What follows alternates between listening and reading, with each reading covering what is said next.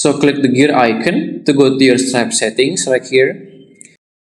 Under the product settings, click on the payments option. Then select the payment method option over here. On this page, you may scroll down and search for the Sunbit option. Then click on the Sunbit option after you find it.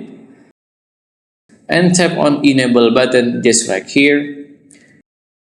And you are good to go. Just keep in mind, Sunbit cannot be used if your product is using recurring payment or subscription base.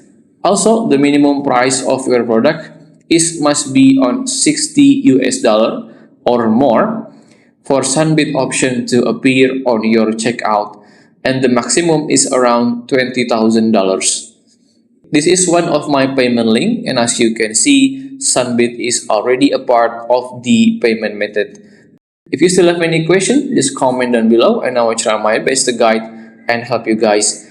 If you find this video useful, please consider like and subscribe.